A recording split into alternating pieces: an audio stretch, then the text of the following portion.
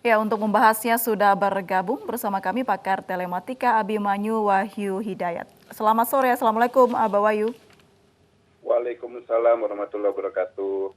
Baik, apa analisa Anda terkait video sur mirip Gisela Anastasia ini? Aduh, mulai saya gimana ya Mbak April ya, kita Malaysia nih kalau saya ngelihatnya sekarang kita bicara seorang telematika selalu kita ngelihatnya adalah ulasan untuk memastikan apakah itu misalnya ada rekayasa atau tidak gitu kan. Betul. Ya.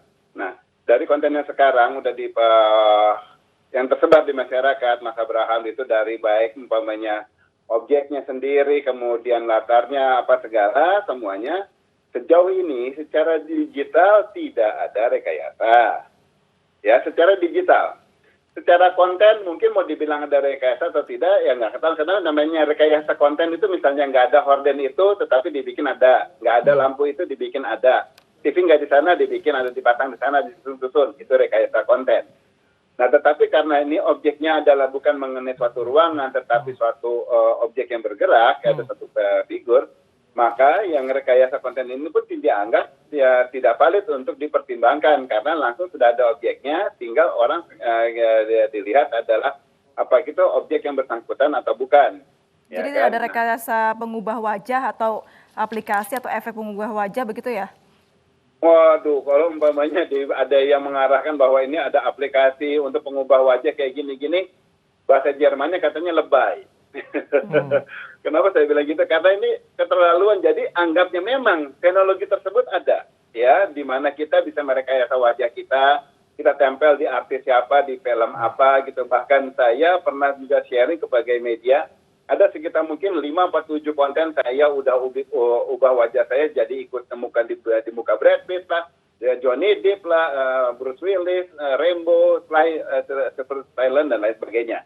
Bahkan di muka wanita, di badan wanita saya pasang muka saya gitu loh. Dan kemudian dengan kehalusan kita bilang cukup halus gitu loh. Tetapi ada hal yang tidak bisa dibohongi dalam hal itu, yaitu apa?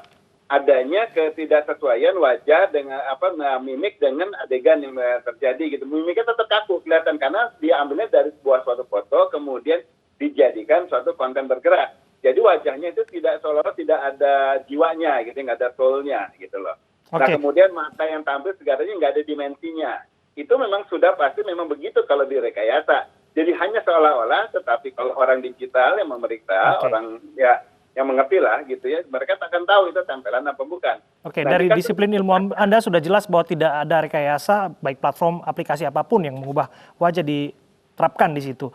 Lalu bagaimana mekanisme menguji kemiripan pemeran dan orang yang diduga mirip di sana, Abah? Oke, kalau dibilang menguji ya sudah, saya melakukan pengujian gitu kan, sudah punya analisanya.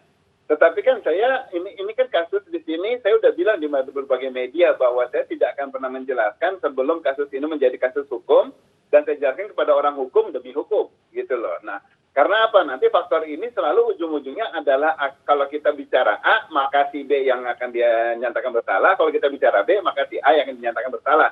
Gitu kan. Nah, dalam hal ini jadi kan otomatis hal ini perlu saya jaga, mohon izin gitu ya. Jadi lebih baik saya menunggu sampai apabila hal ini memang sudah ada faktor hukum baru saya menjelaskan. Tapi dalam konteks ini kan keterangan ahli sangat dibutuhkan untuk menguji orisinalitas dari video tersebut, termasuk disebutkan polisi tidak hanya akan menjerat penyebarnya saja, namun pembuat konten tersebut, pembuat video tersebut, Abah.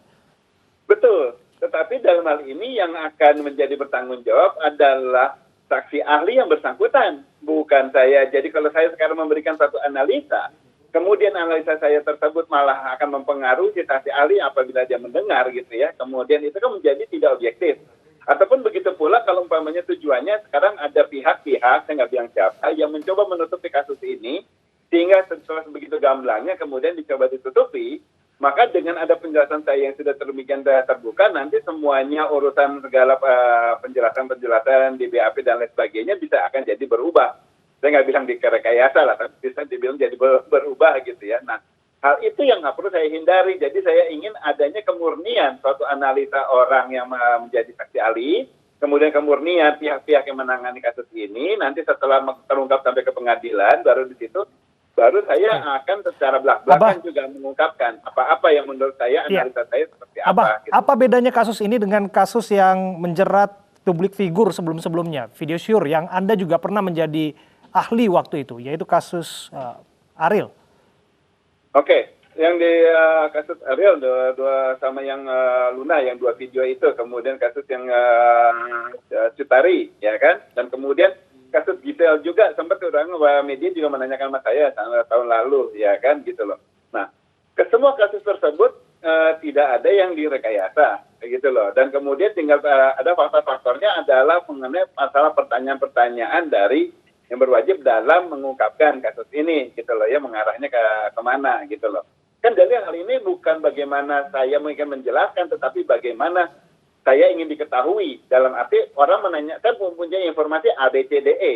Tetapi kalau yang berwajib hanya menanyakan A, B saja, saya tidak akan mungkin menjelaskan C, D, E-nya, gitu loh. Karena tidak ada relevansinya terhadap pertanyaan, gitu loh. Jadi kalaupun umpamanya dia menanyakan yang cuma terbatas, saya nggak akan memancing untuk menanya yang lebih. Begitu pula apabila saya ternyata informasi saya kurang lengkap, saya baru mengolah hanya A, B, C, D, kemudian dia menanyakan E, F, G, H-nya, nah di situ sejauh saya belum menganalisa, saya tidak akan mengarang.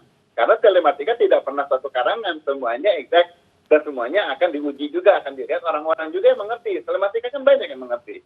Nanti dari situ baru kelihatan apakah memang sesuai sampai mengarahnya dasarnya seperti apa, gitu.